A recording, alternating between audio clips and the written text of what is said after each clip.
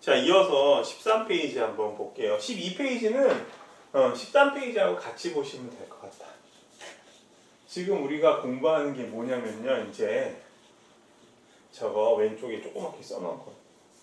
안 지우길 잘했다. 이게 경영 기술 할 거예요. 매니지먼트 스킬, 경영 기술.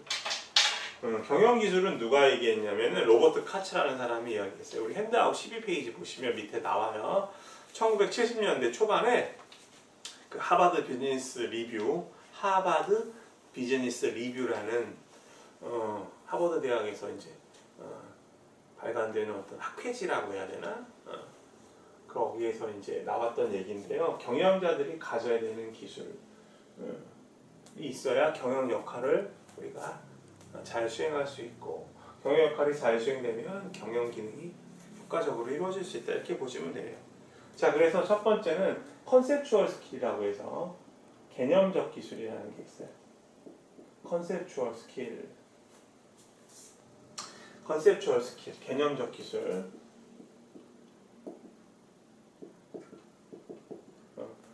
개념적 기술, 피가 빠졌네. 컨셉추얼 스킬. 개념적 기술은 추상적이고 복잡한 상황에 대해서 사고하고 해결할 수 있는 능력. 이것도 개념을 그냥 이걸 외우시지 말고 이 개념적 기술에 등장하는 요 몇 가지들 잘 기억하시면 돼요. 그러면 추상적이고 복잡한 상황에 대해서 사고하고 해결할 수 있는 능력은 경영자를 수직적으로 분류해 봤을 때 어떤 경영자에게 가장 많이 요구될까요? 당연히 개념적 기술은 최고 경영층에 많이 요구된다. 탑 매니지먼트에게 많이 요구된다. 복잡한 상황에 대해서 사고하고 해결할 수 있는 거. 그죠? 자, 그러기 위해서 필요한 게 뭐냐? 첫 번째는 미션 비전에 대한 명확한 이해. 미션 비전에 대한 명확한 이해가 왜 중요할까요? 이거는 조직 목표를 확실하게 인식할 수 있어요. 혹은 조직 목표와 연결되죠. 무슨 얘기냐면 미션이라는 건 조직의 뭐라고 그랬죠? 복습해볼까요? 존재, 근거, 리즌 투 이그지스트. 그 다음에 비전은 같이 해보세요. 뭐예요? 바람직한 미래 모습, 디자이러블 퓨처. 그러니까 이 두 가지에 부합되는 조직 목표를 우리가 명확하게 알 수 있다는 거죠. 그죠? 그리고 조직이 미션 비전을 가만히 보면 창업자가 가지고 있는 그 기업을 만든 사람, 그죠? 조직을 설립한 사람의 어떤 가치관이나 철학이 들어가 있거든요. 그죠? 그렇기 때문에 조직 목표가 명확해질 수 있다. 그죠? 대학 같은 경우, 그죠? 대학 같은 경우 총장님들이 반드시 생각하셔야 되는 게 뭐냐면 각 대학의 미션과 비전이 뭔지를 정확하게 아셔야 돼요. 물론 이제 다 대부분 이제 교육에 국한되는 것일 가능성이 크지만 그래야 각 대학이 발전할 수 있을 거예요. 아니에요, 그죠? 그렇게 보시면 될 것 같고, 두 번째로 중요한 거는 비즈니스 모델에 대한 인식이 있어요. 비즈니스 모델에 대한 인식. 이거 좀 어렵죠? 미션 비전에 대한 이해는 곧 조직 목표가 명확해질 수 있다는 거, 그죠? 그럼 성과가 달성되죠. 목표 달성된다는 거. 자, 비즈니스 모델이라는 거 뭐예요? 우리말로 바꿔볼까요? 우리말로 이야기하면 사업 모형이야. 사업 모형. 그럼 사업 모형에 대한 인식이래. 그럼 뭐예요? 사업 모형에 대한 인식은 무슨 개념일까요? 어떤 사업을 시작한다는 거, 그죠? 상당히 어려워요. 조금 전에 우리가 앞에서 그거 공부했었죠. 그 경영 기능 단계별 경영 이슈들에서 이거 환경 탐색이라는 거 봤어요. 새로운 사업, 비즈니스 모형을 하려면, 그죠? 새로운 사업을 갖다가 컨셉을 잡으려면, 그죠? 사업 모형, 모델이라고 그냥 해도 좋은데 환경 탐색 필요하단 말이에요. 그죠? 자, 예를 들면 제가 동네에서 뭐 중국집을 하나 낸다고 해요. 중화 요리점을. 그러면 환경 탐색해야 돼요. 동네에 중국집이 몇 개가 있는가, 그죠? 수요는 어느 정도 될 것인가 탐색해야 되죠.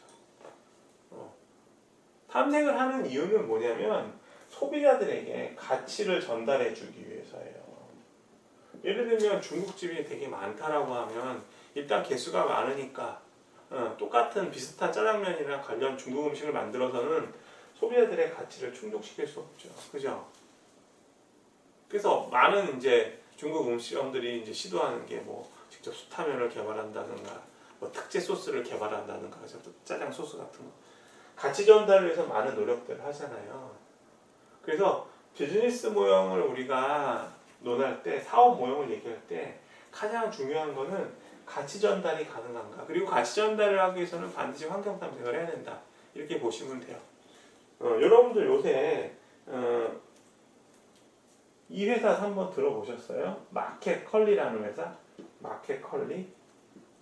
이 마켓컬리라는 회사? 이 회사 대표가 이제 빨간색으로 이름 쓰지 말아야지. 이 김슬아 대표라는 분이 하는 회사인데 이 회사가 뭐냐면은 아침에 새벽 배송을 해줘요. 새벽에. 그래서 주로 이제 식재료라든가 음식 같은 거 배송해 주는데 이 사업이 왜 이제 각광을 받았냐면 최근 들어서 최근도 아니죠. 요새 보면 이제 한 3, 40대 부부들 보면 대부분 맞벌이 부부들이 많거든요. 저희 집 같은 경우도 그렇죠. 저도 일하고 저희 와이프도 일하고. 근데 둘 다 일을 할 때 보면 가사 일에 있어서 이게 분담이 안 되면 되게 힘든 경우가 있어요. 그죠? 예를 들면 둘 중에 하나가 뭐 남편이나 아내나 둘 중에 하나가 한 사람이 이제 바깥에서 경제 활동을 하고 집에서 가사 일을 하면 문제가 없을 수 있어요. 그죠? 어느 정도 역할 분담이 된다고 가정하면.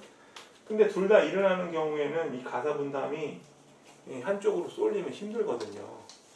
여성들 같은 경우에는 보통 음식을 하는 경우가 많죠. 똑같이 나누어서 일을 하면 되는데 남편과 그렇지 않으면 바쁘니까 김슬아 대표는 거기에 착안을 해서 식재료라든가 시장 갈 시간도 없으니까 예를 들어서 퇴근을 막 8시, 9시 한다 그러면 마트 들릴 시간 없잖아요. 그죠? 그러니까 식재료라든가 식품을 아침에 신선하게 배송을 시켜주는 거예요. 워킹맘들, 소위 말하는 워킹맘들이 갖는 가치, 추구하는 가치를 추구하죠. 개념적 기술을 보유하고 있다는 것은 경영자 입장에서 비즈니스 모형에 대한 확실한 인식이 있어야 된다. 소비자들에게 어떤 제품이나 서비스가 가치를 제공할 수 있느냐. 지금 마켓컬리를 가지고 말씀드렸어요. 그래서 실제로 마켓컬리 30, 40대 워킹맘들에게 상당히 인기가 있어요. 그죠? 그죠? 뭐 이걸 이제 조금 더 얘기하면은 그래서 이제 최근에도 이제 출산율이 줄고 이러는 이유가 이런 거잖아요. 육아와 출산, 가사 이런 게 너무 어려우니까 남편들이 같이 많이 협업을 한다고 하더라도 쉽지가 않죠, 그죠? 자, 그런 환경 탐색을 통해서 가치 제공의 발판을 마련했다. 마켓컬리는 서비스예요, 제품은 아니고. 가치가 창출되면 수익은 당연히 따라오겠죠. 자, 그래서 비즈니스 모델에 대한 명확한 인식이 있어야 된다라는 거고요. 자, 세 번째 한번 볼게요. 이 부분 중요하니까 여러 번 보셔도 좋고, 잘 이해가 안 되시면 질문하셔도 좋아요. 여러분들 마켓컬리 말고 비즈니스 모델 잘 컨셉 잡아서 성공한 거 어떤 것들이 있는지 한번 자율과제로 한번 생각해 보시는 것도 좋을 것 같습니다. 세 번째는 생산, 운영, 과정 개선 방안 고려. 목표 달성을 할 때, 그죠? 목표를 달성할 때 제조 같은 경우에는 그 제품이 만들어지는 과정, 그리고 서비스업에서는 서비스가 창출되는 과정을 관리하는 게 상당히 중요할 거예요. 그죠? 어떻게 관리하냐면 그냥 관리가 아니라 고객이 만족할 수 있도록. 그죠? 그래서 기억나시죠? 생산 같은 경우에는 제조에 좀 더 초점이 있고 운영 그러면 서비스에 초점이 있다고 서비스업에. 자, 그러면 예를 한번 들어봅시다. 자, 삼성전자에서 TV를 생산하는데 이 TV를 갖다가 그죠? 품질을 개선하려면 어떤 걸 잘 관련해야 돼요? 공정 관리 잘해야 되죠, 그죠? 그래서 품질 관리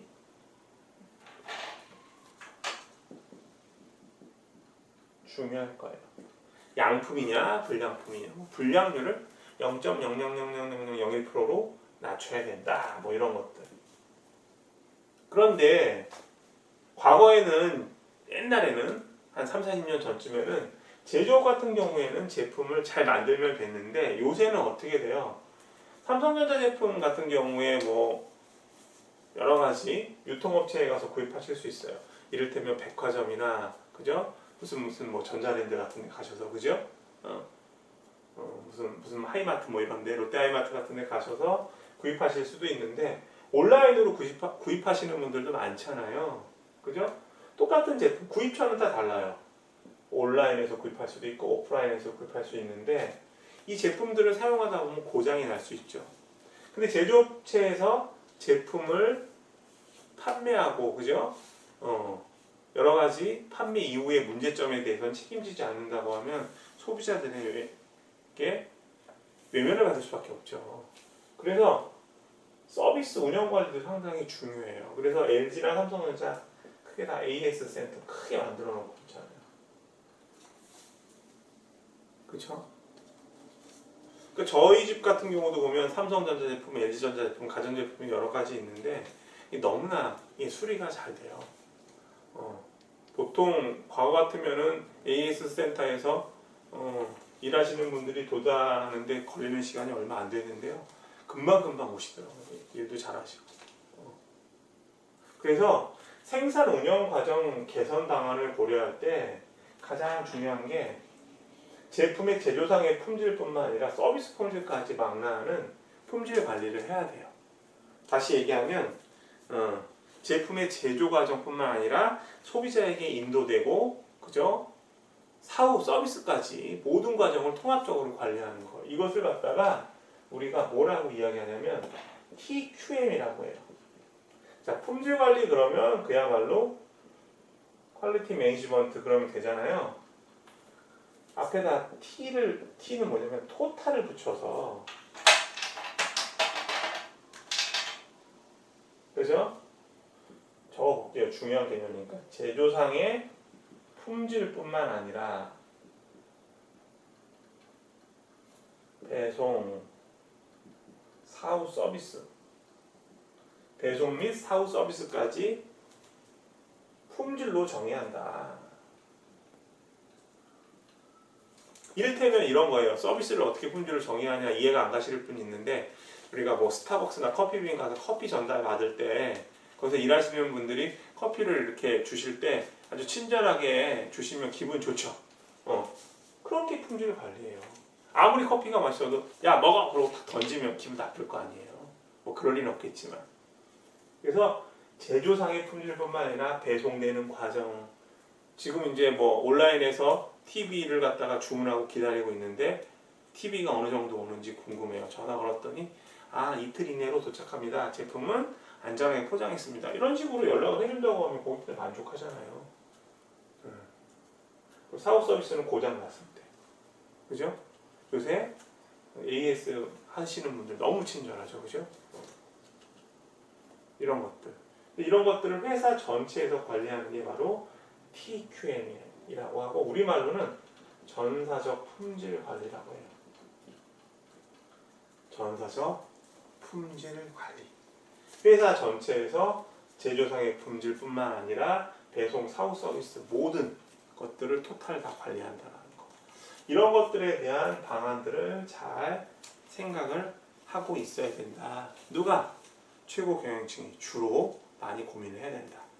이렇게 정리하시면 될 것 같아요. 자, 이렇게 보시고, 자, 그 다음에 네 번째는 어떤 게 있냐면 성과 기준.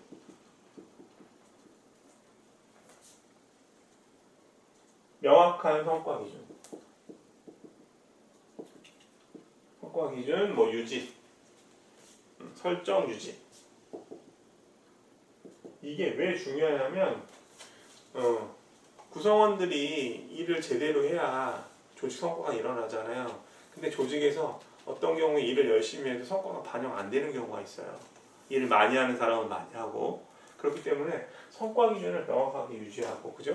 그 성과를 정확하게 평가해서 보상에 반영하는 게 상당히 중요하거든요. 이런 부분에 대해서 경영자가 제대로 알고 있어야 된다. 어떤 회사 같은 경우에는 임금이 체불되는 경우도 있잖아요, 그죠? 그래서 성과 기준을 우리가 마련해야 되는데, 이 관련돼서 중요한 거 하나만 말씀드릴게요. KPI라는 개념이 있거든요.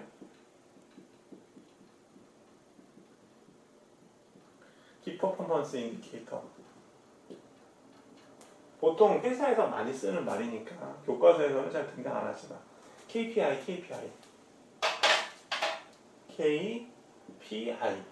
예. 우리말로 얘기하면 핵심 성과 지표. 사실은 정확하게 얘기하면 이 성과가 업적이에요. 업적. 우리 저번에 성과 평가할 때 평가하는 거 뭐뭐 있다고 그랬어요. 어치먼트하고 컴피턴시, 업적하고 역량이 있다고 그랬죠. 근데 어떤 경우에서는 업적이 성과하고 비슷한 의미를 쓸 수 있다. 왜냐하면 역량이라는 거 평가하기 어려우니까. 기억나실 거예요. 저번 강의 맨 마지막 참조하시면 될 거예요. 2-4. 자, 어찌됐건 간에 자동차 영업사원의 업무를 한번 봅시다. 이거 왜 하는지 한번 잘 보세요. 5가지만 적어볼게요. 자, 우리 자동차 회사에 들어가서 영업 직무를 수행해요. 영업사원이에요. 그러면 어떤 일 해요? 첫 번째, 고객 응대하죠. 영업소에서 일을 하고 있으면 소비자들이 들어와서, 고객들이 들어와서 여러 가지 질문을 할 수도 있고 자동차를 직접 구입할 수 있어요. 그러려면 고객 응대를 해야 되고, 그 다음에 이제 신입 같은 경우에는 주로 많이 시키는 일이 회의록 작성 많이 시켜요. 왜냐면 회의록 작성하면서 업무가 어떻게 이루어져 가고 있는지 파악해 볼 수 있으니까, 정리하는 과정에서. 그 다음에 또 중요한 게 실제로 자동차 얼만큼 팔았는지 영업 실적 중요할 테고, 그 다음에 가끔씩 상사 심부름도 하고요, 하는 일 중에서. 그 다음에 문서 같은 거 수발하기도 해요. 문서 수발을 뭐냐면 복사나, 그죠? 인쇄 같은 거 하는 거. 5가지 일을 한다고 했을 때 가장 핵심적인 일 얘기하면 어떤 거예요? 고객 응대도 중요했지만 가장 중요한 거는 자동차 몇 대 팔았는지 영업 실적이 제일 중요하잖아요. 이게 바로 업적 지표, 성과 지표가 되는 거예요. 가장 핵심적인 거. 하나 더 한다고 하면 고객 응대도 중요할 수 있는데, 이거 고객 응대 잘했는지 못했는지는 파악하기가 쉽지 않죠. 매번 관리자가 체크해야 되는데, 각 영업사원이 한 10명 정도 있다고 하면 그 10명의 사원들이 고객 응대하는 거 어떻게 다 봐요, 관리자가. 근데 영업실적이라는 건 수치로 딱 나오니까 파악하기가 쉽죠. 그래서 보통 영업실적을 KPI로 삼는다.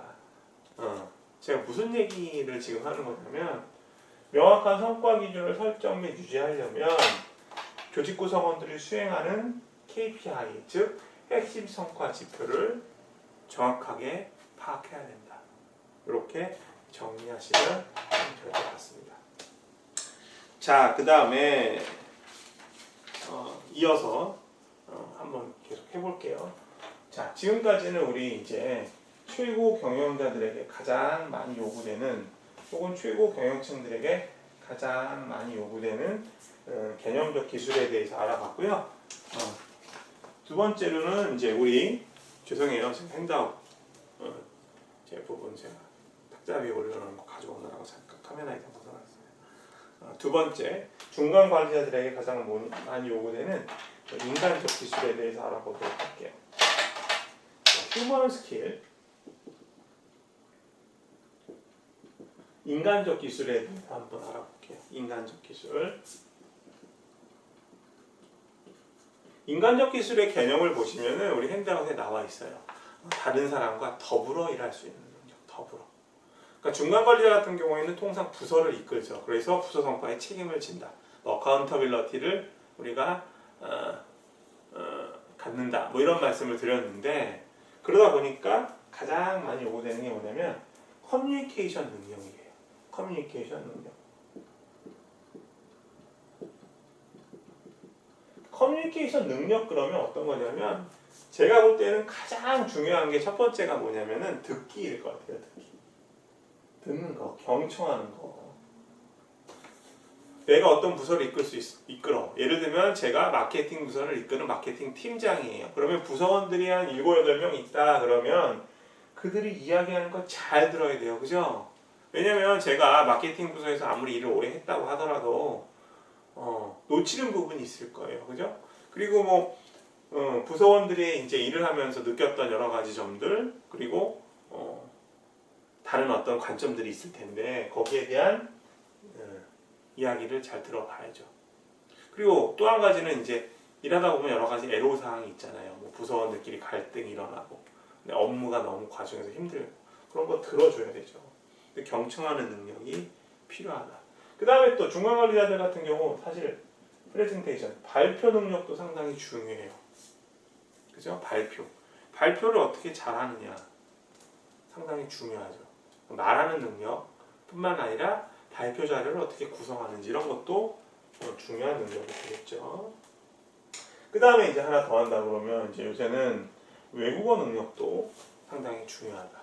그래서 여러분들 이제 취업하시려면 기본적으로 영어 성적표 많이 내시잖아요. 토익 시험 성적표 혹은 뭐 토스라든가 뭐 OP라든가 이런 것들 듣기 능력이 중요했던 시험들 성적표 제시하잖아요. 요새는 뭐 영어도 중요하지만 뭐 기타 뭐 중국어도 중요하고 일본어도 중요하고 뭐 독일어도 중요하고 스페인어도 중요하고 뭐 어학은 많이 하면 많이 할수록 유리하죠. 외국계 회사들도 많으니까 그죠? 이런 것들이 중요하다라는 거고요. 그리고 뭐 외국계 회사인 경우 팀장이 외국어를 잘 못한다, 그죠? 예를 들면 뭐 벤츠에 있는 일하는 어떤 팀장인데 벤츠 같은 경우에는 영어도 사용하겠지만 독일어도 사용하는데 영어 독일어를 잘한다고 하면 더불어 일할 수 있는 어떤 기초가 마련될 수 있겠죠. 자, 두 번째 한번 볼게요. 두 번째는 다이버서티, 다양성에 대한 인식이에요. 다양성이라는 거는 우리나라에서는 큰 의미가 없어 보이는 것 같지만 최근 들어서는 상당히 중요한 이슈가 있어요. 왜냐하면 다양성 차원을 보셔야 되거든요. A로 쓰자. 다양성 차원에서 가장 중요한 게 젠더, 성, 이제 차별하는 거, 성 가지고 차별하는 거, 그죠? 여성이 차별당하는 경우도 있고 남성이 차별당하는 경우도 있죠, 그죠? 성차별 이럴 수 있는 거, 이런 거 안 되고. 그 다음에 이제 인종 같은 경우에는 뭐 우리나라는 좀 덜하죠, 그죠? 그러나 미국 같은 경우에는 워낙 다인종이니까 인종차별에 대한 거 상당히 민감하죠. 근데 우리나라 같은 경우도 이제 뭐 다문화 가정 이런 분들이 다문화 가정 속에 있는 이제 자녀들이 이제 우리 사회 구성원이 되면서 인종 문제가 또 중요해질 수 있어요. 절대 모하면 안 된다. 성이나 인종에 있어서 핵심은 이 단어예요. 미리 다 버리네. discrimination. 차별하면 안 된다. discrimination. 차별하면 안 된다. 차별해서는 안 된다. 차별 금지. discrimination 하면 안 된다. 그 다음에 세 번째는 뭐 있냐면 인종 있고 그 다음에 나이. 나이 가지고 뭐 고용에서 제외되는 경우 있죠. 일본 같은 경우에는 70세 넘어서 일하시는 분들 되게 많거든요. 근데 이제 아무래도 연세가 드시면 노동 능력이 좀 떨어질 수 있다는 것 때문에 차별당할 수 있는데 요새는 뭐 이 나이가 상당히 젊어져 가고 있죠, 그죠? 옛날 40대가 지금은 뭐 한 50 정도가 돼도 옛날 40대랑 비슷하고, 그죠? 요새 실제로 한 30대 중후반만 돼도 그렇게 나이 들어 보이지 않죠. 과거 한 30년, 40년 전에는 30대 중반이면 상당히 어른 같았어요. 제가 나이가 들어서 그런가? 그러니까 연령에 따른 능력, 그죠? 노동 능력, 근로 능력에 대한 차이를 차별해서는 안 된다. 자, 그 다음에 네 번째로는 뭐가 있느냐면 이제 장애가 있느냐 없느냐. 장애 있다고 무조건 어떤 일에 있어서 배제되면 안 되죠, 그죠? 그 다음에 종교 뭐 이런 것들. 그래서 다양성을 인정해야 된다. 다른 사람과 더불어 일하려면. 그러니까 편협하게. 우리나라 같은 경우 그런 경우도 있어요. 어떤 지역주의에 사로잡혀서 어떤 관리자 같은 경우 뭐 예를 들면은 뭐 어떤 지역, 뭐 강원도 지역, 뭐 충청도 지역, 전라도 지역, 경상도 지역에 있는 사람들은 배제하는 경우 이런 거 있잖아요. 지연이라는 거 이런 거 차별해서는 안 된다. 차별하는 사람 자체가 이상한 거고요. 그 다음에 뭐 학연 같은 것도 많이 따지는데 이것도 중요하지 않다라는 거죠. 우리 학교 출신이야, 내 후배야 이런 것들 다 필요 없다. 차별하는 거죠. 자, 그 다음에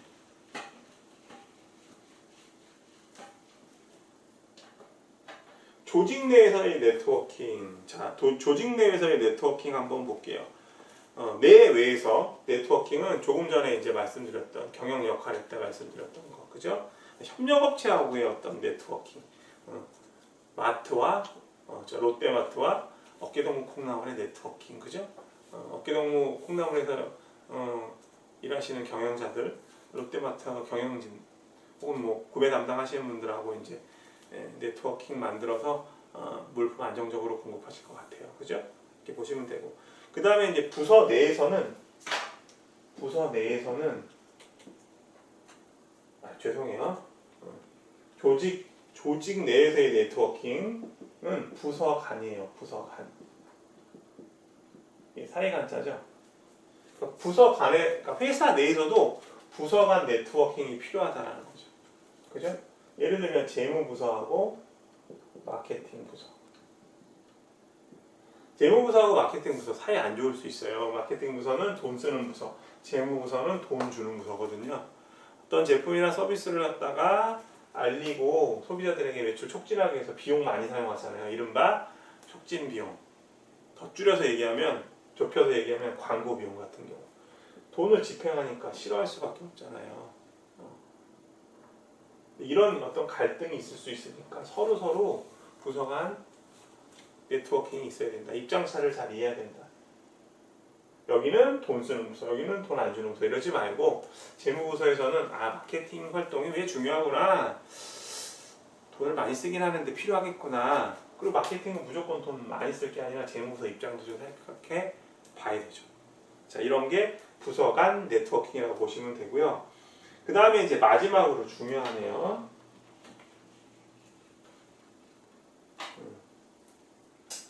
요거는 뭐냐면은 요 시간 관계상 조금 다음 이어서 할까요? 네.